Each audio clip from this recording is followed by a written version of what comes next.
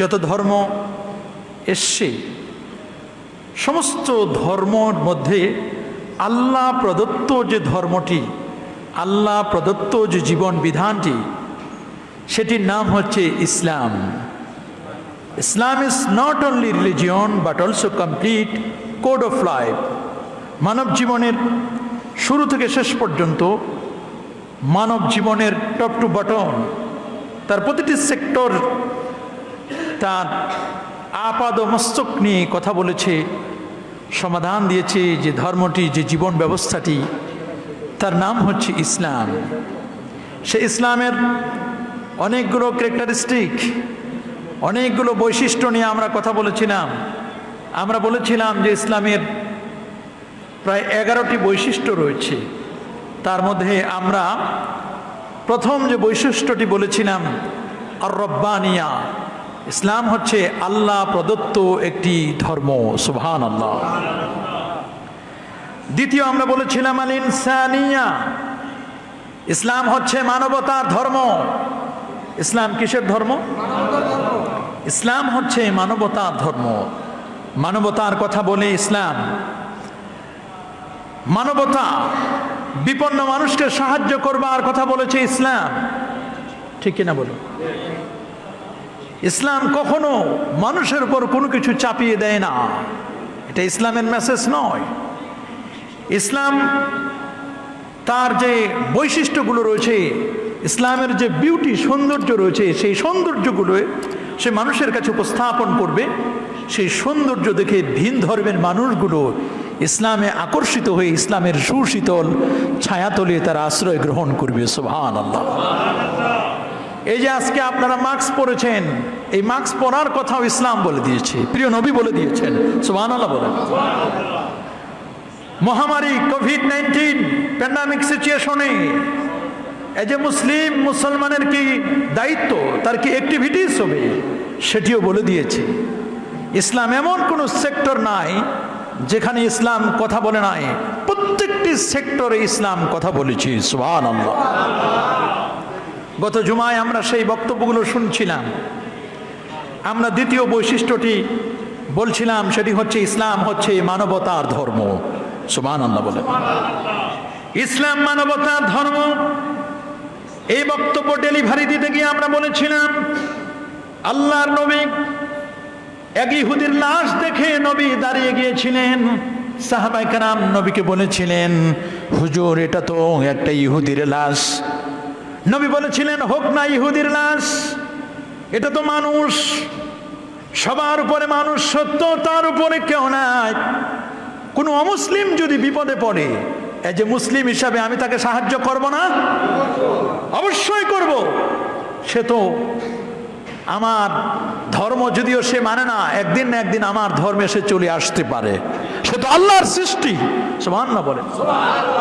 একটা প্রাণী যদি বিপদে পড়ে, কোনো পশু পাখি যদি বিপদে পড়ে, একটি বিড়াল যদি বিপদে পড়ে, একটা পুকুরে পড়ে যাচ্ছে একটা বিড়াল, একটা কুকুর পুকুরে পড়ে যাচ্ছে, তাহলে এদেরকে সহযোগিতা করা আমাদের দায়িত্ব কিনা? সৃষ্টি জীবের প্রতি দয়া মায়া, সৃষ্টির প্রতি যে আমাদের মায়া থাকতে হবে, এটাও ইসলামের মেসেজ। ঠিক কিনা বলেন?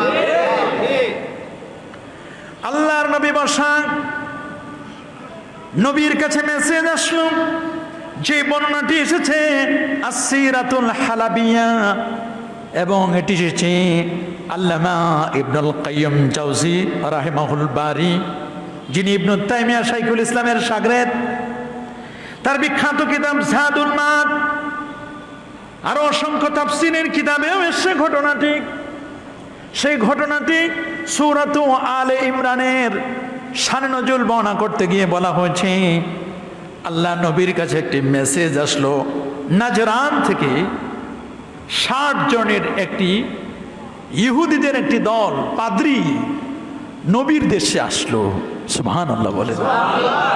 60 জন পাদ্রী। পাদ্রী তো বুঝেন, অন্য ধর্মের, আমাদের ধর্মের যেমন ইমাম আছে, লিডার আছে, খ্রিস্টান ধর্মের যারা লিডার পারসন, এরকম ব্যক্তিরা, এরকম একজন নয়, দুজন নয়, 60 জন পাদ্রী নবীর দেশে আসলো নাজরান থেকে।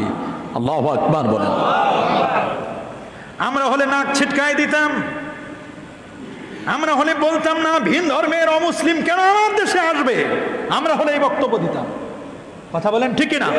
কোন অমুসলিম কি আমার দেশে আসতে পারে না? কথা বলেন না, পারে কিনা? তার মানে তাকে মারতে হবে, কাটতে হবে, এটা ইসলামের মেসেজ নয়। এটা কি ইসলামের মেসেজ? আল্লাহ নবী কত সহনশীল নবী, কত দয়ার নবী, কত মায়ার নবী। আমার ধর্ম কত মানবতার ধর্ম। সুবহানাল্লাহ বলেন।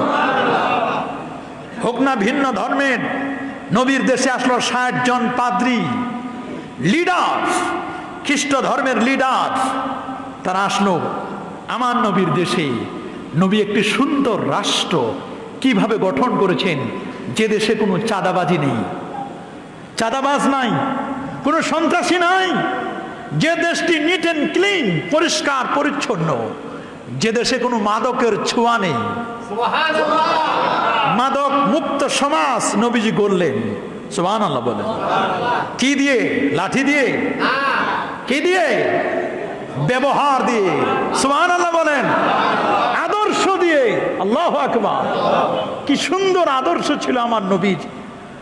রাসূল করিম সাল্লাল্লাহু আলাইহি ওয়াসাল্লামের কাছে যখন মেসেজ পৌঁছলো, হুজুর আপনার দেশে 60 জন খ্রিস্টান নজরানের ওয়াফদু নজরান প্রতিনিধি দল, তারা এসছে আপনার দেশে। নবীজি বললেন এদেরকে বসতে দাও, এরা আমার মেহমান। সুবহানাল্লাহ। এরা আমার কি? সহিহ বুখারীর বর্ণনা, আল্লাহ নবী বলেছেন মান কানা ইউমিন বিল্লাহি ওয়াল ইয়াউমিল আখির ফালইউকরিম দাইফা, যে আল্লাহ এবং আখিরাতকে বিশ্বাস করে সে যেন মেহমানকে সম্মান করে। হোক না ভিন্ন ধর্মের, হোক না মুসলিম, তারা তো আমার মেহমান। শুধু মেহমান নয়, ওরা তো ভিআইপি মেহমান, ওরা লিডারশিপ, ওরা প্রতিনিধিত্ব করবার জন্য আসছে। যারা অন্য ধর্মের প্রতিনিধিত্ব করে, ওরা যদি আমার দেশে এসে যদি অপমানিত হয়, আমার দেশে এসে যদি তারা লজ্জিত হয়, আমার দেশে যদি তারা দেখে যে আমাদের আসার কারণে তারা যদি অপমানিত হয়, তাহলে তো আমার ইসলাম নিয়ে তারা বদনাম গাইবে, আমাকে নিয়ে তারা বদনাম করবে। সাহাবীরা বলল হুজুর ওদের বসতে দিব কোথায়?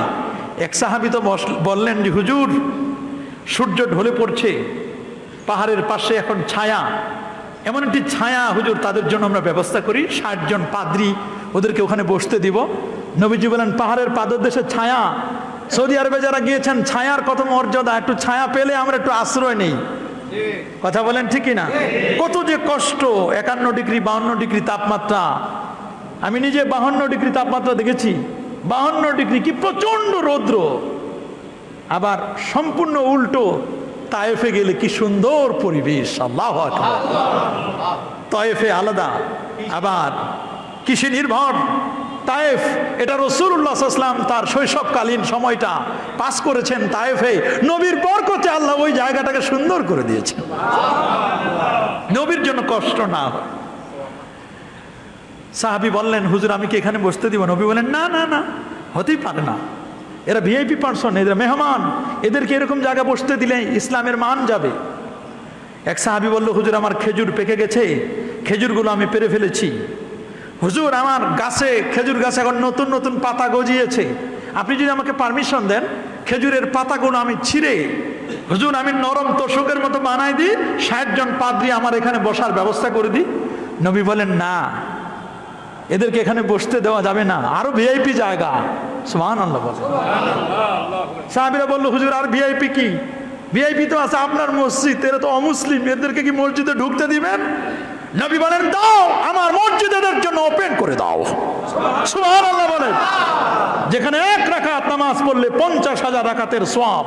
ভিন্ন দেশ থেকে এসেছে, নাজরান থেকে 60 জন খ্রিস্টান এসেছে, রাসূল বলেন আমার মসজিদ খুলে দাও। ওরা 60 জন মক্কাতুল মসজিদে নববী থেকে মসজিদে বিলাল, খেজুরের মার্কেট যারা গেছেন, খেজুরের মার্কেট মসজিদে বিলাল থেকে সামনে একটা বাজার আছে, সে বাজারের ওখানে আসলো। কিছুক্ষণের মধ্যে তারা শুনতে পেল হযরত বিলালের সুমধুর কণ্ঠের আওয়াজ। আল্লাহু আকবার, আল্লাহু আকবার।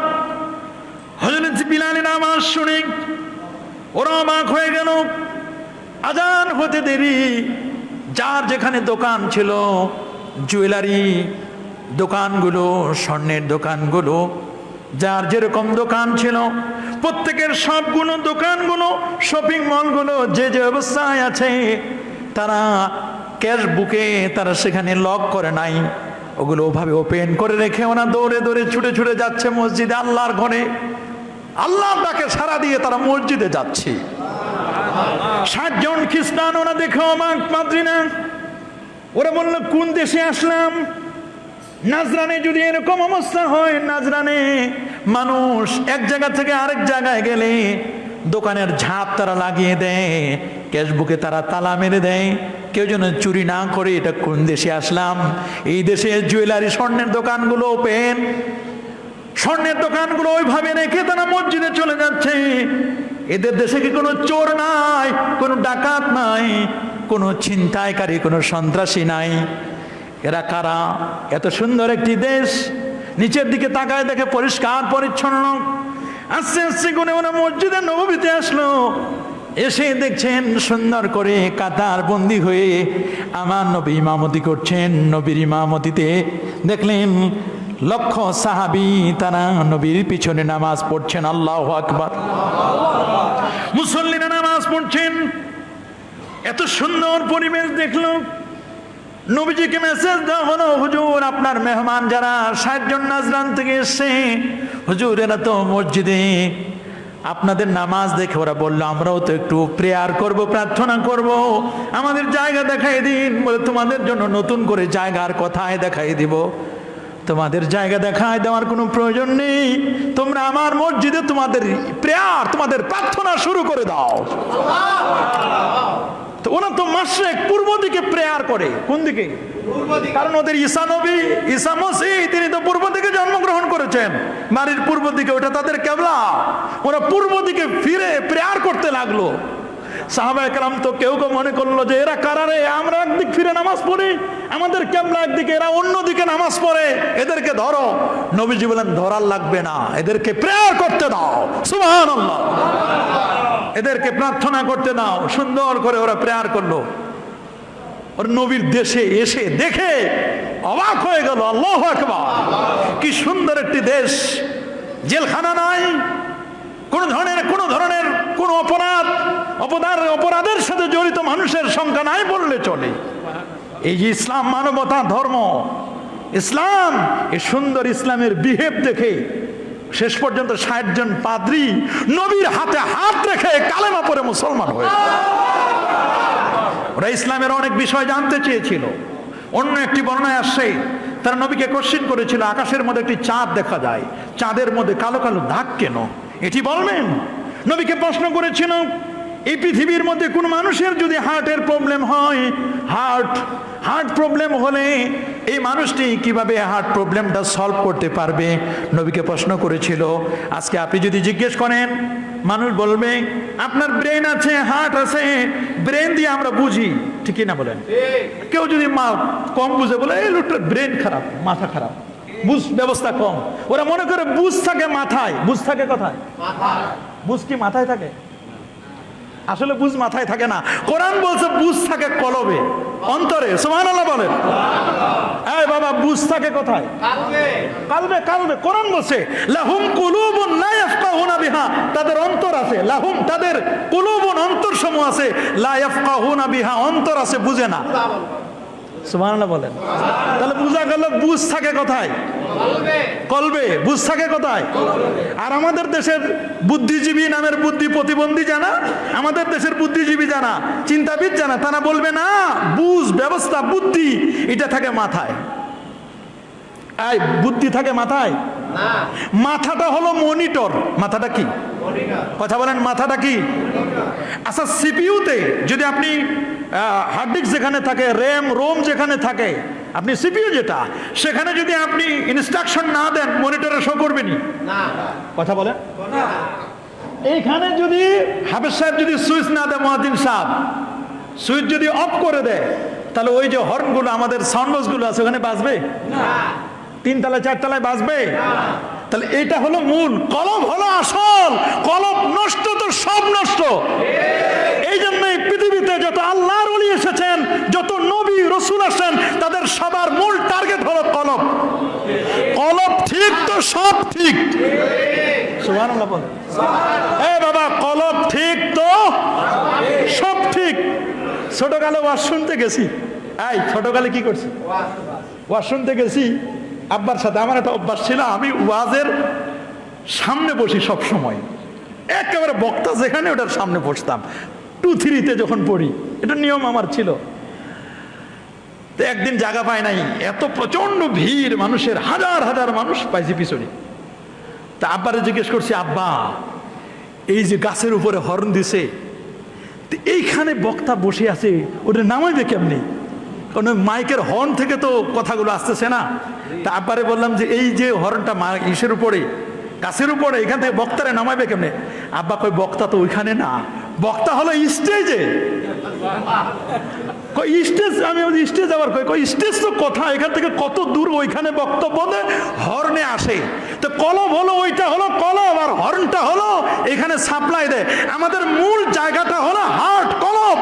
আর আমাদের ব্রেন, যেটা ব্রেন হলো এটা মনিটর, এটা হর্ন, এটা শোক। সুবহানাল্লাহ বলেন, আল্লাহু আকবার বলেন। তো এটা আমাদের বোঝা দরকার। কলব কলব কলব। অনেক মানুষ আবার বলে, যুবকদেরকে যদি বলে, বাবা ইসলামের দিকে আসো, ওরা বলে, হুজুর আপনারা আগে নামাজ কালাম পড়ে আগায় রাখেন, আমরা পরে আসবো, আপনারা আগে পড়েন না। কথা বলেন ঠিক না? আপনাদের যারা গার্ডিয়ান আছেন, আপনাদের কি দায়িত্ব নাই ছেলেদেরকে খোঁজ খবর নেওয়া? ছেলেটা নামাজে আসে কিনা? কথা বলেন ঠিক না?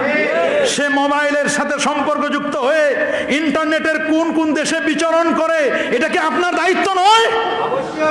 আপনি ছেলেটাকে কলেজে পাঠিয়ে দিলেন, ইউনিভার্সিটিতে পাঠিয়ে দিলেন, স্কুলে পাঠিয়ে দিলেন, মাদ্রাসায় পাঠিয়ে দিলেন। আপনার ছেলেকে স্কুল কলেজের ক্লাস ফাঁকি দিয়ে সে কি পার্কে ঘুরছে কিনা, সে বন্ধু বান্ধবদেরকে নিয়ে ঘোরাফেরা করছে কিনা, এটা কি আপনার দায়িত্ব নয়? কথা বলে না? এমনও তো হতে পারে আপনার সন্তান স্কুলের কথা বলে, প্রাইভেটের কথা বলে, প্রতিষ্ঠানের কথা বলে, আপনার সন্তান আরেক জায়গায় গিয়ে সে এডিক্টেড হতে পারে, আসক্ত হতে পারে, মদ, জুয়া, গাঁজা, আফিন, ইয়াবা, বাবা, হিরোইন, ফেন্সিডিল, এগুলোর সাথে যুক্ত হতে পারে। কারণ এগুলো যখন থাকে তখন ব্রেন আর কোনো কাজ করে। রাসূল বলেছেন, সহিহ বুখারীর বর্ণনা, আল খামরু মা খামার আল আকলি, মানুষের ব্রেনের উপর যেটা প্রলেপ পড়ে, ইয়াবা, বাবা, হিরোইন, এগুলো খেলে মানুষের ব্রেন ঠিক থাকে না। কথা বলুন ঠিক কিনা? আপনার সন্তান, আমরা আজকে অবাক হয়ে যাই, কিছু নষ্টা, কিছু ভ্রষ্টা আজকে সমাজটাকে, আমাদের দেশকে কলুষিত করছে। কথা বলুন, জোরে বলুন। অনেক সময় আমাদের বুঝতে হবে আমাদের সন্তানরা কি করছে। কথা বলেন ঠিক কিনা? লোভ মানুষকে বড় কঠিন পর্যায়ে নিয়ে যায়। লোভে পাপ, পাপে মৃত্যু। পাপ কখনো পাপকেও ছাড়ে না, মনে রাখবেন, পাপ কখনো পাপকেও। আমি খতিব সাহেব যদি অন্যায় করি, হয়তোবা মুসল্লিদের চোখে আমি ফাঁকি দিতে পারি 1 বছর, 2 বছর, 3 বছর, 4 বছর, 5 বছর, 10 বছর, মুসল্লি কেউ জানে না আমি এই এলাকায় থাকি না, আমি পাপ করি, অন্যায় করি, আমি 10 বছর ফাঁকি দিতে পারি। কিন্তু আল্লাহর কাছে একদিন আমাকে আল্লাহ নিজে ধরাই দিবে, দেখো তুমি পাপ করেছো। মানুষের চোখে ফাঁকি দেওয়া যায়, আল্লাহর চোখে ফাঁকি দেওয়া যাবে। আপনি মনে করেছেন সুন্দর 1 লক্ষ 1.5 লক্ষ টাকায় ফ্ল্যাটে থাকি, আইন প্রয়োগকারী সংস্থারা আমার কোনো তথ্যই রাখে না, মনে হয় কেউ জানে না আমার সম্পর্কে আমি কি করি। তাদের কাছে তথ্য আছে না? জোরে বলুন, আরো জোরে বলুন। এখন আপনি যদি আইন প্রয়োগকারী সংস্থাদেরকে ডাকাত বানায় দেন, এটা কখনো ঠিক নয়। তাদের আইন প্রয়োগকারী সংস্থা যারা, তাদেরকে সহায়তা করা এটা আপনার দায়িত্ব। কথা বলুন, জোরে বলুন। এটি আপনার ইমানি দায়িত্ব, এটা আপনাকে তাকে সহযোগিতা করতে হবে। কথা বলেন ঠিক কিনা? তা আপনার সন্তান, আমার সন্তান আজকে এডিক্টেড হচ্ছে, আসক্ত হচ্ছে, মদ জুয়ায় এডিক্টেড হলে তাদেরকে ফিরে আনতে হবে। কথা বলেন ঠিক কিনা? লোভ করবেন না। আজকে জেনা, ব্যভিচার, মদ, জুয়া এগুলো দিন দিন বেড়ে যাচ্ছে। আজকে যারা স্টার মনে করছে যে আমরা স্টার, কিন্তু স্টারগুলো যে তারকাগুলো নিবু নিবু প্রায়, এগুলোর ভিতরে যে এত গোমর ফাঁক, এটা তো মানুষ এখন বুঝে ফেলেছে। কথা বলেন ঠিক কিনা? মনে রাখবেন, মনে রাখবেন, দুনিয়ায় যদি সহযোগিতা চাইলেন, দুনিয়ায় কেউ সাহায্য করলো না, এত বন্ধু, এত বান্ধব, এত কিছু, কেউ সহযোগিতা করলো না, তাহলে আখেরাতের দিন হাসরের ময়দানে সহযোগিতা তো আশা করতেই পারে না। আল্লাহ বলেন, ইয়াউমা ইয়াফিরুল মারউ মিন আখিহি ওয়া উম্মিহি ওয়া আবিহি ওয়া সাহিবাতিহি ওয়া বানিহি। ভাই, বন্ধু, মা, বাবা, আত্মীয় স্বজন, কেউ কাউরে কিন্তু নাই। বিপদে পড়লে কেউ কাউরে ডাকবে না। দুনিয়ার বিপদেই তো আপনার কাছে কেউ আসে নাই, আখেরাতের বিপদ তো আরো কঠিন বিপদ। নফসি ইয়া নফসি ইয়া নফসি বলবেন, সেই দিন জানি কি হবে। আমি দুনিয়াটা দেখে, এই দু একদিনের ঘটনা দেখে, এটা তো আপনারা টপ অফ দ্য কান্ট্রি, দেশের বিভিন্ন নিউজ তো দেখেন, আপনার তো আর কানা নয়, আপনারা তো দুনিয়া, দিন দুনিয়া দেখেন। আমরাও তো দেখি, পেপার পত্রিকা দেখে বুঝি যে হারে কত মানুষের কাছে সহযোগিতা চাইলো, কেউ সহযোগিতা করলো না। বন্ধু বান্ধব বান্ধবী, যাদের সাথে এত বোজন ফ্রেন্ড, এত তাদের কানেকশন, এত কিছু, দুনিয়াতে যদি এই হয়, তাহলে একটু আখেরাতের মানচিত্রটা, আখেরাতের চিত্রটা একটু আপনারা চিন্তা করে দেখেন। আখেরাতে কাউরে পাবেন না। কথা বলেন, জোরে বলেন। আমাদের সন্তানরা এরকম বিপথে যাক, আমরা কি কখনো চাই? কি বলেন, চাই? আমরা কেউ চাবো না। রাসূল করিম সাল্লাল্লাহু আলাইহি ওয়াসাল্লামকে জিজ্ঞেস করলেন, হুজুর, হার্টের রোগের ঔষধ? সুবহানাল্লাহ বলেন। নবীজি উত্তর দিতে পারবেন না। নবীজিকে বললেন, হুজুর আপনি বলবেন পৃথিবীর এমন একটি জায়গার নাম বলুন যেখানে সূর্যের আলো একবার পড়েছে, কিয়ামত পর্যন্ত সূর্যের আলো আর পড়বে না। ওই জায়গাটার নাম আপনি বলুন। নবীজিকে বললেন, ইয়া রাসূলুল্লাহ, আপনি বলবেন রূহ কি জিনিস? রূহটা মানুষের প্রাণ পাখি, রূহটা চলে গেলে ওই মানুষটার কোনো দাম নাই। বুঝলাম তো করোনার এই কোভিড-19 দেখলাম মা সন্তানের লাশকে ছুঁয়ে দেয় না, সন্তান মা বাবার লাশকে ঘরের ভিতরে ঢুকায় না। স্বামী অসুস্থ, স্ত্রী যায় না স্ত্রী বাবার বাড়িতে, স্ত্রী অসুস্থ, স্বামী চলে গেছে আরেক জায়গায়। কোভিড-19 তো আমরা দেখলাম। দুনিয়ায় যদি অবস্থা হয় রে বাবা, আখেরাতে কি পরিস্থিতিটা হবে একটু চিন্তা করে দেখেন। তারপরে ঘুষ বন্ধ হইল না, সুদ বন্ধ হইল না, আবার ক্রেডিট নিয়ে বলে। জিজ্ঞেস করে ছেলে কি করে? বলে ছেলে তো সরকারি অফিসার। ছেলে কি? বলি স্কেল কত? বলে 22,000। নবম গ্রেডে 20-22,000 বা এত। এই যে গ্রেড আছে না, তো গ্রেডে স্কেল। বলে পাই তো 1 লাখ। বলে 25,000 বেতন আর 75,000 আলগা। একটু সাইড সুডে পায়। এই সাইডে পাই কত? আর অরিজিনাল? এটা বাবাই বলে ছেলের ব্যাপারে, আবার ক্রেডিট নিয়ে বলে। বলে বাসা ভাড়া কত? বলে বাসা ভাড়া তো 60,000 টাকা। বেতন পায় কত? বলে 20-22,000 টাকা। তো দেয় কেমনে, খাই কেমনে? আবার 3-4টা গাড়িও। কথা বলেন ঠিক কিনা?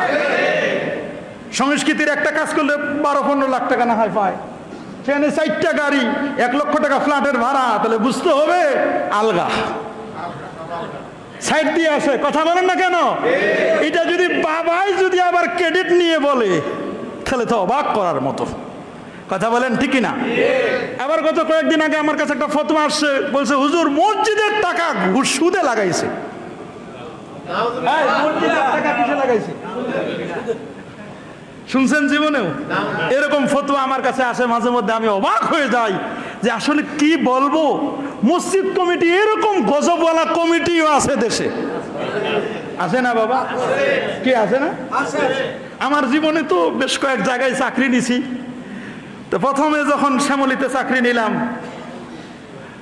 তো চাকরি নেওয়ার সময় বিভিন্ন সময় কত কমিটি লোক দেখছি। কিছু কমিটির লোক দেখছি মসজিদের সিগারেট খাইতো, তা নিয়ে আসতো আবার মসজিদের লোকদের দ্বারা, যে আমার সিগারেট নিয়ে আসো, সিগারেট আনো নাই কেন, আবার গরম। এরকম লোকও দেখেছি। আবার এক মসজিদে দেখলাম যে এত হাজার হাজার মানুষ মুসল্লি।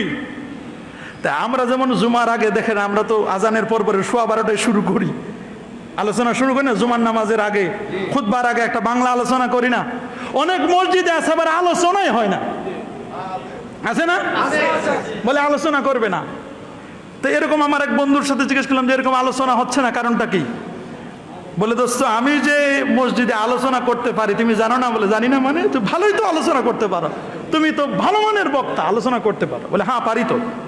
তা আলোচনা করো না কেন? কয় আমি কত কষ্ট করে এই মসজিদে ঢুকলাম, ভালো পরীক্ষা দিয়ে ফার্স্ট হয়ে ইন্টারভিউ দিয়ে মনে করলাম এই এলাকাটা ঢাকা শহরে সুদ ঘুষ তো বেশি, এলাকাটারে পাল্টাই দিব, নিয়ত করছি যে পুরো এলাকা একটা চেঞ্জ এনে দিব। অনেকে ভালো মানুষ এরকম নিয়ত নিয়ে থাকে না? তো প্রথম জুমায় চিন্তা করলাম নতুন যেহেতু আসছি, এলাকায় সবচেয়ে সমস্যা কোনটা? বলে সবচেয়ে সমস্যা হলো সুদ। প্রথম জুমায় সুদের উপরে মোটামুটি 40 থেকে 45 মিনিট ভালো একটা সুদের কোরআন সুন্নাহ থেকে বাস্তবতা থেকে একটা ওয়াজ করলাম। ওয়াজ শেষ, খুতবা হলো, নামাজ হলো, নামাজ হয়ে শুধু মসজিদে নামাজ শেষ করে শুধু বের হব। তো মসজিদের সভাপতি সাহেব বলল যে হুজুর, এই যে সুদের ওয়াজ করলেন, আপনি কেমনে জানেন যে আমি সুদ খাই? কয় কে আমি কি আপনারে বলছি? কয় এই যে বারবার খালি সভাপতি কয় যে বারবার দেখলে আমার দিকেই তাকাইলেন, আপনি তো আমার ইন্ডিকেট করে আমার দিকে দেখে দেখে তো বলতেছেন। তা আমি কি সবসময় সুদ খাই হুজুর? আমি না মাঝে মধ্যে সুদ খাই। সুদ খাই কি? এই সুদ, এটা কি হালাল না হারাম? আহাল্লাল্লাহুল বাইআ ওয়া হাররামার রিবা। ইসলাম বলে দিয়েছে বেচা কিনা হালাল, সুদ হারাম। সুদে 73টি গুনাহ, সবচেয়ে ছোট্ট গুনাহ নিজের মার সাথে জিনা করা। সুদখোরের ঘরে কোনো আরাম নাই, আছে বেরাম। সভাপতি তো কঠিন রাগ। সভাপতি কি চরম রাগ। পরের জুমায় চিন্তা করছে আচ্ছা যাক সুদের বাজার করব না। পরের জুমায় ওয়াজ করছে ঘুষের বিরুদ্ধে। কিসের বিরুদ্ধে? ঘুষের বিরুদ্ধে ওয়াজ করছে। তো ঘুষের বিরুদ্ধে সুন্দর করে যত ঘুষ ছিল, ঘুষের কোরআনের আয়াত হাদিস থেকে সুন্দর করে ওয়াজ করে বুঝাই দিলেন ঘুষের বিষয়টা। তো খালি শেষ নামাজ করার পরে গেছে মসজিদে খাইতে বসবে। এখন সেক্রেটারি সাহেব, কে সেক্রেটারি সাহেব কইছে হুজুর, আমি যে স্বাভাবিকভাবে আমি যে সরকারি অফিস ও আদালতে চাকরি করি, এটা আপনারা কে বলছে? আমি যে সাব দারগা ছিলাম, সাবেক দারগা, আগের দারোগা ছিলাম, এটা আপনারা বলছে কে? কয় কেন আপনি সরকারি চাকরি করেন আমি জানি না? তো জানেন তো ঠিক আছে, তো কে বলছে সে নামটা বলেন। বলে কেন? কয় যে আজকে যে সব আমারই দিলেন সাইজ করে। আমি সরকারি কর্মকর্তা মনে করছেন আমি খালি ঘুষ খাই। তো হুজুর আমি কি সব সময় খাই? যখন বিপদে পড়ি তখন না খাই, সব সময় তো ঘুষ খাই। নাউজুবিল্লাহ বলেন। সবাই যে ঘুষ খায় তা নয়। প্রশাসনের মধ্যে ভালো মানুষ আছে না? হ্যাঁ, পুলিশের মধ্যে ভালো মানুষ নাই? কথা বলেন, 2-1 জন হয়তো বা ই করে। র্যাবের মধ্যে ভালো মানুষ নাই? আমাদের সাথে তো ভালো সম্পর্ক। আমাদের দারুন নাজাত মাদ্রাসায় অনেক পুলিশ ডিপার্টমেন্টের, র্যাবের, উচ্চতর সেনাবাহিনী কর্মকর্তা, কতজন আমাদের মাদ্রাসায় অনেকের ছেলে মেয়ে পড়াশোনা করে। আলহামদুলিল্লাহ বলেন। 12,000 ছাত্র, দেশের সেরা প্রতিষ্ঠান আমাদের দারুন নাজাতে। আলহামদুলিল্লাহ বলেন। আহলুস সুন্নাহ ওয়াল জামাতের আকীদার উপরে তাহাজ্জুদ গুজারি, পাগড়িওয়ালা, আওয়াবিন পড়া, জিকির আজকার করনেওয়ালা বহু উচ্চপদস্থ কর্মকর্তার ছেলেরা আমাদের মাদ্রাসায় পড়ে। আলহামদুলিল্লাহ বলেন। সম্মানিত হাজিরিন, ওই ইমাম সাহেব, খতিব সাহেব বললো যে আচ্ছা ঠিক আছে এগুলো বাদ দেন, আর বলবো না, বা তিনি ওই রেখে দিলেন। পরের জুমায় ওয়াজ করলেন মদ নিয়ে। কি নিয়ে? তা আমি এরকম এই শ্যামলীতে একবার মদ নিয়ে আলোচনা করছিলাম। তো পরের জুমায় আসলো, বলে হুজুর এগুলো নিয়ে ওয়াজ করবেন না। এগুলো নিয়ে কি করবেন না? এগুলো নিয়ে ওয়াজ করবেন না।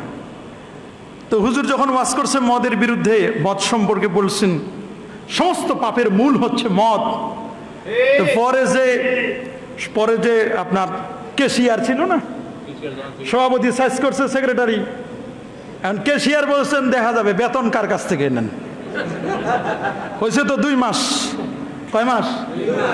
দেখা যাবে বেতন কে দেয় আপনারে। বেতন বন্ধ করে দিলে সব সাইজ হয়ে যাবে। ওয়াজ তখন আপনি বুঝবেন ওয়াজ কারে বলে। বলে কি হয়েছে আপনার? কি কইছি আমি? কই আপনি যে এই মদের বিরুদ্ধে বললেন, আমি কি সব সময় মদ খাই নাকি? আমি মাঝে মধ্যে খাই যখন বিপদে পড়ি। চিন্তা করে দেখেন। মনে রাখবেন, কোরআন সুন্নাহর কথা বললে কাউরে না কাউরে তো লাগবেই। কি বলেন, ঠিক কিনা? আবার উল্টা বুঝেন না, আমাদের সভাপতি, সেক্রেটারি, ক্যাশিয়ার এগুলো না, এগুলো ভালো মানুষ। আলহামদুলিল্লাহ বলেন, আরো জোরে বলে আমিন। সবাই কিন্তু খারাপ না, কিছু মানুষ। কথা বলেন, ঠিক কিনা? তা আমারে বললো, আমি আবার বললাম যে কিয়ামতের দিন হাসরের ময়দানে মদ খাওয়াইবে আল্লাহ তাআলা। তবে এটা বাংলা মদ না, এই সিস্টেমের না, ওইটা এমন, ওটার ঘ্রাণ হবে। সুবহানাল্লাহ বলেন।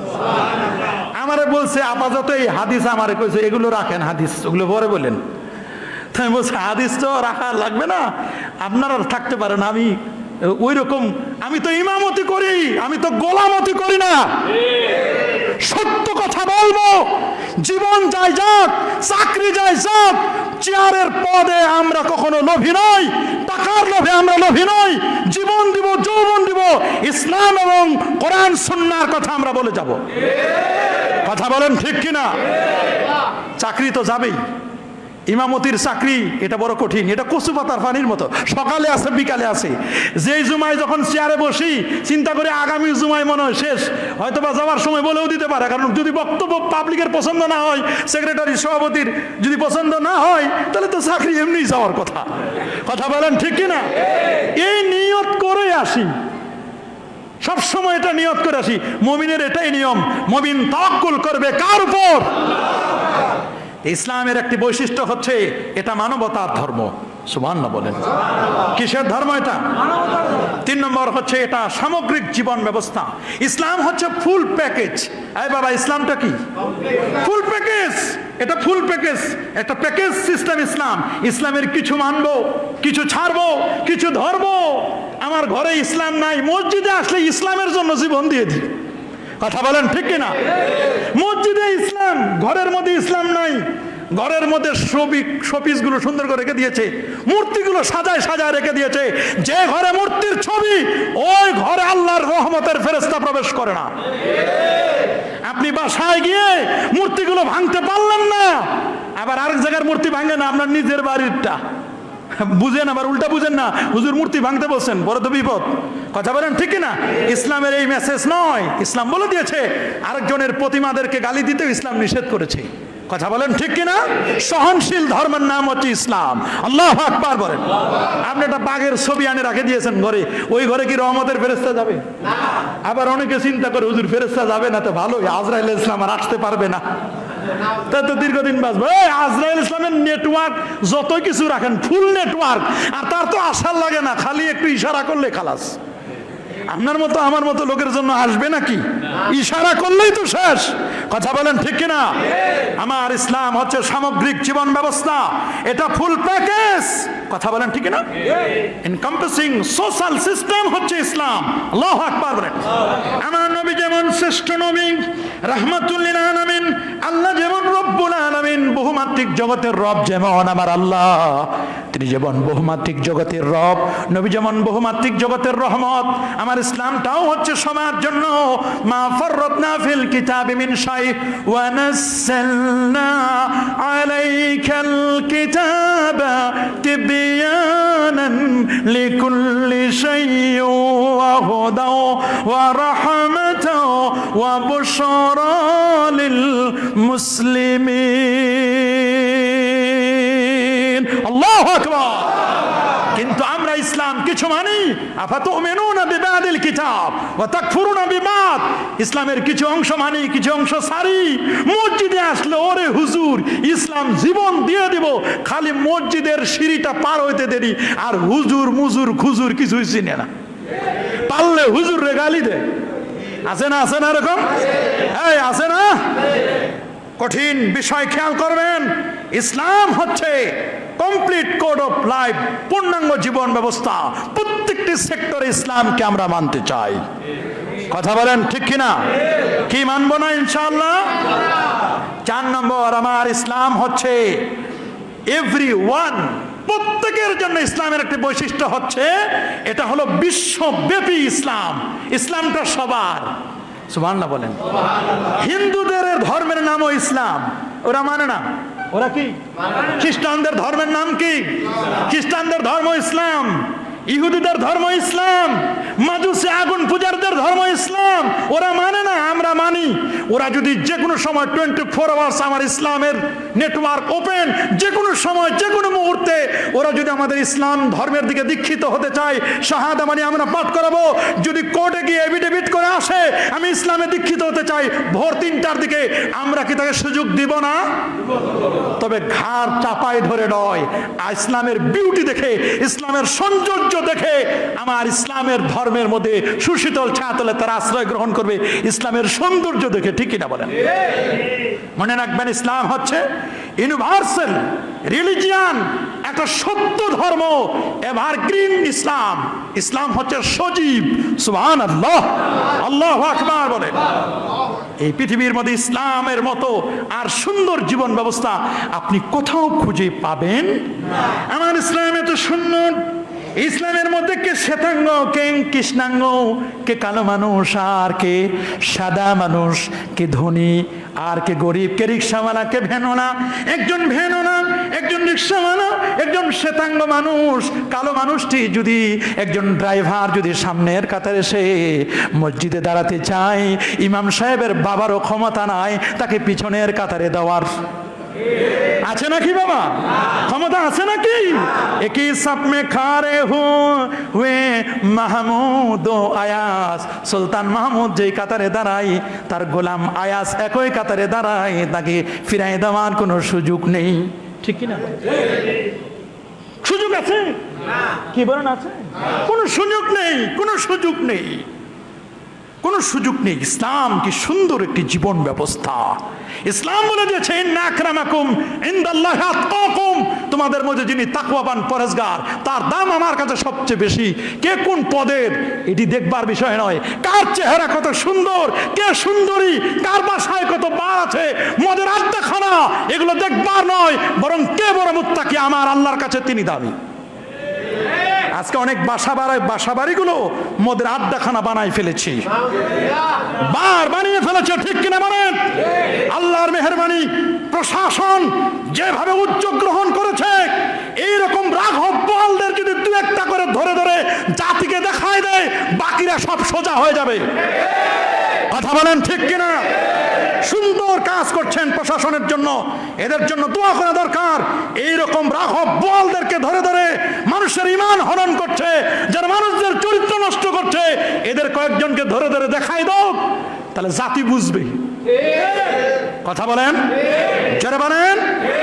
সরকার সব সময় সদিচ্ছা নিয়ে কাজ করছেন দেশটাকে সুন্দর করবার জন্য, কিন্তু কিছু মানুষের জন্য হচ্ছে না। কথা বলেন ঠিক কিনা? আমরা সরকারকে সহযোগিতা করব। কথা বলেন ঠিক কিনা? অনেকেই মানে একটু উল্টাপাল্টা করে, মাস্কের কথা বলে বলে হুজুর পড়বো না, দেখি মরলে মরবো। অনেকেই টিকা নেওয়ার কথা বললে টিকা নেওয়া লাগবে না। আপনাদের যাদের টিকা নেওয়ার সুযোগ আছে দ্রুত গতিতে আপনারা টিকা নিয়ে নেবেন। আমি নিজেও টিকা গ্রহণ করেছি, ফ্যামিলিতেও টিকা নেওয়ার ব্যবস্থা করেছি। আপনারা নিজেরা টিকা নেবেন, ফ্যামিলিতে টিকা নেওয়ার ব্যবস্থা করবেন। এটা আপনার নিজের সেফটি। কথা বলেন ঠিক কিনা? টিকা নিলে কোনো ক্ষতি হয় না। বাবা, টিকা নিলে কোনো ক্ষতি। 30 বছর, সেখানে 25 বছর আমাদের কাছে 31 নম্বর ওয়ার্ড কাউন্সিলর জনাব মোহাম্মদ শফিকুল ইসলাম সেন্টু ভাই, তিনি আমাদের কাছে চিঠি দিয়েছেন। খতিব সাহেব হুজুরকে বলছেন যে হুজুর আপনি একটু বলে দিবেন টিকা নেওয়ার কথা। আপনারা টিকা নেবেন 9টা থেকে বিকেল 3 ঘটিকা পর্যন্ত 6 দিন টিকা প্রদান কর্মসূচি নেওয়া হয়েছে। অবশ্যই এগুলোর রদবদল হওয়ার ব্যাপারে শুনেছি আমি। 25 বছর উপরে নাগরিকরা তাদের ভোটার আইডি কার্ডের ফটোকপি এবং মোবাইল নাম্বার নিয়ে গেলে তারা টিকা নিতে পারবেন। টিকা নেবেন, টিকা নেওয়া এটা কোনো খারাপ কিছু নয়, টিকা নেওয়া ভালো কাজ। নেবেন তো টিকা ইনশাল্লাহ?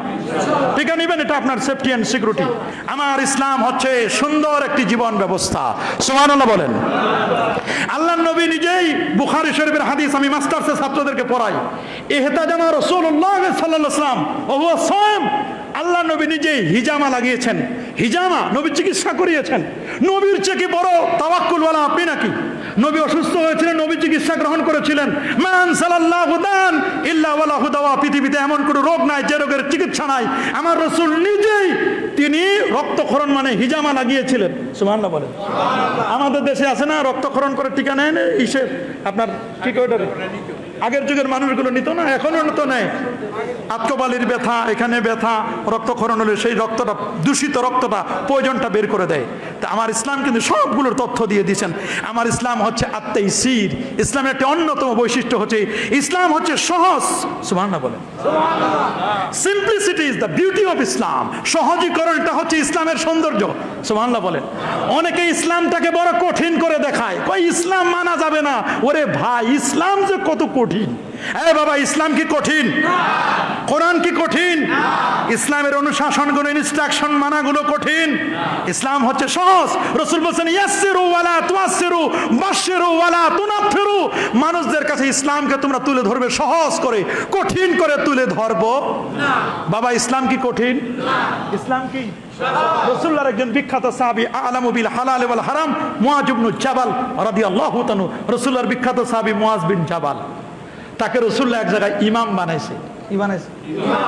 কথা বলে ইমাম সাহেব কি ইমাম বানাইছেন। এখন মুসল্লি যারা সবাই হলো কৃষক সাহাবী। শুনতেছেন? মুসল্লিরা চাকরিজীবী কি? মাশাআল্লাহ, শুনতেছেন? মুসল্লিরা কি? কৃষক সাহাবী। জানেন তো সকালবেলা কৃষকের কি অবস্থা হয়, সারাদিন কাজ করে, রাতেও তাড়াতাড়ি ঘুমাইতে হয়। তো উনি ইমামতি করতে গিয়া এশার নামাজে সূরাতুল বাকারা শুরু করছে, সূরা ফাতিহার পরে। কি সূরা? সবচেয়ে ছোট্ট সূরা কোরআনের। ও আচ্ছা, সবচেয়ে বড় সূরাটার নাম কি? প্রায় 3 পারার মতো এত লম্বা সূরা শুরু করছেন। মুসল্লিরা বিরক্ত হয়ে রাসূলুল্লাহর কাছে বিচার দিছে, হুজুর এমন একজন ইমাম দিলেন যে হুজুর প্রথম রাকাতে সূরাতুল বাকারা, দ্বিতীয় রাকাতে সূরা আলে ইমরান পড়ায়। হুজুর আমরা তো কৃষক সাহাবী, আমরা তো হুজুর সারাদিন পরিশ্রম করি, রাতে একটু ঘুম দরকার, সকালে ফজরের পরে আবার উঠে হুজুর জমিনে যাব, কিষান সাহাবী আমরা।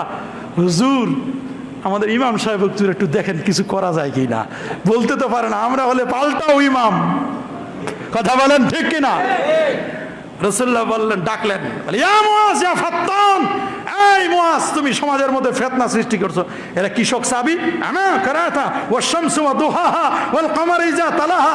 এই তুমি কি ওয়াশ-শামসু ওয়া দুহাহা সূরা জানো না? ওয়াদ দুহা ওয়াল লাইলি ইযা সাজা মা ওয়াদ্দাকা রাব্বুকা ওয়া মা ক্বালা। এই সূরা জানো না তুমি? বলে হুজুর জানি। বলে এগুলো ছোট ছোট সূরা দিয়ে নামাজ পড়াবা। সুবহানাল্লাহ বলেন, আল্লাহু আকবার বলেন। এটা খুব ব্রেন খাটিয়ে কাজ করতে হবে, বিবেক খাটিয়ে কাজ করতে হবে। আপনি কোন মসজিদের ইমাম? আপনার মসজিদ যদি রাস্তার পাশে হয়, সূরা নিতে হবে ছোট। অনেকে গাড়ির টিকিট কাটে আসছে, কথা বলে। অনেকে ডায়াবেটিক্স রোগী আছে, 11টার দিক চলে আসছে। আপনি যদি এমন সূরা আর এমন মুনাজাত লন, ডায়াবেটিক্স রোগী তো এখানে কাজ সারে ফেলবে। কথা বলেন ঠিক কিনা? শেষ পর্যন্ত বিপদ। যদি গ্রামের মসজিদ সেটা ভিন্ন ব্যাপার, রাস্তার মসজিদ, তারপরে এয়ারপোর্টের মসজিদ, বাস স্টেশনের মসজিদের নামাজের যিনি ইমাম হবেন তার সূরাগুলো হবে ছোট ছোট, সংক্ষেপ হবে, কারণ সবাই ব্যস্ত। সবাই কি ব্যস্ত? এই জন্য বুদ্ধি খাটিয়ে কাজ করতে হবে। বুদ্ধিমান ছিলেন ইমামুন আল আজম আবু হানিফা নোমান ইবনে সাবিত রাদিয়াল্লাহু তাআলা, আমাদের মাযহাবের ইমাম। যা উত্তর দিতেন প্রশ্ন করলে সবগুলো বুদ্ধি খাটিয়ে উত্তর দিতেন। সুবহানাল্লাহ। গত জুমায় বলেছিলাম, একজন মানুষ একবার নয়, দুবার নয়, 3বার ইমামের দরজায় নক করে ইমাম আজমকে বিরক্ত করে বললেন, ইমাম সাহেব আমি একটা প্রশ্ন করার জন্য অনেক দূর থেকে এসেছি। বলে কি প্রশ্ন? বলে কি প্রশ্ন করব ভুলে গেছি। ইমাম সাহেব 24 ঘন্টার মধ্যে 1 ঘন্টা শুধু রেস্ট নেয়। কয় ঘন্টা? 1 ঘন্টা। রেস্টের জন্য আবার ঘুমায় পড়ছেন, আবার ঘরের দরজায় নক করলেন, সালাম দিলেন। ইমাম সাহেব ইমামুল আজম আবু হানিফা রাহমাতুল্লাহ আলাইহি উঠে আসলেন। উঠে এসে বলে কি খবর? বলে হুজুর প্রশ্ন তো মনে আসছে, পারবো? এক এক করে 3বারের পরে প্রশ্ন করলেন। বলে বলো। বলে হুজুর প্রশ্নটা হলো, আপনি বলবেন যে হুজুর মানুষের যে মল, বাথরুমের পায়খানা যেটা, এটা কি টক না মিষ্টি? আছে? গত জুমার কথা মনে আছে? ইমাম আজম উত্তর দিলেন, মানুষের যে মলটা, বাথরুম যেটা করি আমরা, তো জিজ্ঞেস করলেন এটা কি বাসি পায়খানা নাকি তাজা? শুনতে খারাপ লাগে না? খারাপ লাগলেও মাশাআল্লাহ দেখেন বলছে পায়খানাটা কি বাসি আগের 2-3 দিন আগের নাকি নগদ নগদ তাজা পায়খানা? তো বললেন যে আপনি দুইটার ব্যাপারে ফতোয়া দেন, তাজাটাও দেন বাসিটাও দেন, বাসি মলেরও দেন আর তাজা যেটা ওইটারও দেন। তা তিনি বললেন যে মিষ্টি। কি বললেন? বাসি পায়খানা কি টক আর তাজা পায়খানা কি মিষ্টি। তো বললেন যে আপনি এই উত্তর প্রশ্ন করতে দেরি সাথে সাথে দিলেন, আপনি কি টেস্ট করে দেখছেন? প্রশ্নকারী ইমাম আজমকে জিজ্ঞেস করছেন, ইমাম আজম আবু হানিফাকে, আপনি কি টেস্ট করে দেখছেন, খেয়ে দেখছেন যে বাসি পায়খানা টক আর তাজা পায়খানা এটা মিষ্টি? তো ইমাম আজম আবু হানিফা রহমতুল্লাহ উত্তর দিলেন, শোনো, আমার জীবনে ইমাম আজম বলছে যে মাছি, মাছি তো ছিলেন কোরআনে মাছির কথাও আছে, মাছির নামে কোরআনে সূরা আছে, সূরাতুন নাহল, মৌমাছি। এটা হলো মাছি আর এটা হলো কি পার্থক্য একটু সামান্য আছে। মাছি আর কি মৌমাছি সব জায়গায় বসে না, মাছি সব জায়গায় বসে। তা আমরা মুসলমান আজকে মৌমাছি হওয়া দরকার ছিল, ভালো কাজে ভালো কাজ করব, খারাপ কাজ করব না, কিন্তু আমরা সবাই মাছি মার্কা হয়ে গেছি। কথা বলেন ঠিক কিনা? তো বললেন যে মাছি কখনো বাসি পায়খানায় বসে না, জানো তুমি? হ্যাঁ জানি। বলে কোন পায়খানায় বসে? বলে মাছি বসে, মাছি সাধারণত বসে তাজা পায়খানায়। বলে মাছির একটা বৈশিষ্ট্য, মাছির জীবনী পড়ে দেখো যে মাছি সবসময় মিষ্টি জাতীয় জিনিসে বসে। হ্যাঁ, মাছি বসে কোথায়? কথা বলো না কেন? মাছি সবসময় মিষ্টি জাতীয় জিনিসে বসে। তাহলে বোঝা গেল মিষ্টি জাতীয় জিনিসে যদি বসে তাহলে তাজা পায়খানাটা মিষ্টি হয় আর বাসি পায়খানাটা টক হয়। ইমাম আজম উত্তর শুনে লোকটা বেহাল। আল্লাহু আকবার বলেন। বলে ওরে ইমাম সাহেবের এত বুদ্ধি, সুবহানাল্লাহ। যাওয়ার সময় বলে হুজুর যাই, আপনারা যে এত কষ্ট দিলাম, 3 বার ঘুম ভাঙাইলাম, তো এটা কেন করছি? এত দূর থেকে এসে আপনারা যে কষ্ট দিলাম, কারণটা জানবেন না? বলে বলো। কিছুদিন আগে আমাদের সমাজে কুফানগরীতে আলোচনা হয়েছে যে সবচেয়ে ধৈর্যশীল মানুষকে, সুবহানাল্লাহ বলে, এক একজনের কথা বলে। তা আমি বললাম এই কুফানগরীর সবচেয়ে ধৈর্যশীল মানুষ হলো ইমামুল আজম আবু হানিফা নোমান বিন সাবিত রাদিয়াল্লাহু তাআলা। বলে যে তুমি দলিল দাও। তা আমি দলিল দিতে পারি না, আমি টেস্ট করে আসলাম যে দেখি 24টা ঘন্টার মধ্যে শুধু 1টা ঘন্টা একটু কাইত হয়, একটু রেস্ট নেয়। এই লোকটার 3 বার ঘুম থেকে জাগাইলাম, তার মধ্যে 2 বারে বলছি যে মনে নাই প্রশ্ন। এত কষ্ট দিলাম, তারপর একটু বিরক্ত হলো না। বিরক্ত না হয়ে একেবারে হাস্যোজ্জ্বল চেহারায় এবং একটা খারাপ প্রশ্ন করলাম পায়খানার সম্পর্কে, শুনলে তো মানুষের বিরক্তি হয়, রাগ হয়, তারপরও দেখলাম কোনো বিরক্তি ভাব নাই, কিছু নাই। সুন্দর করে যুক্তি দিয়ে আমারে বুঝাই দিল। আমি পরীক্ষা, আমার হুজুর আমিও একেবারে সাকসেসফুল হয়েছি, আপনার ব্যাপারেও আমি সন্তুষ্ট যে আমি আপনার পরীক্ষা করে আমি যেটা চেয়েছিলাম সেটা পেয়েছি। আপনি ধৈর্যশীল, এটা আমি আজকে প্রমাণ করতে পেরেছি। আল্লাহু আকবার। ইনশাআল্লাহ আগামী জুমায় আরো বাকি আলোচনাগুলো আমরা শুনবো। টিকার কথা বলে দিয়েছি, নূরজাহান রোড।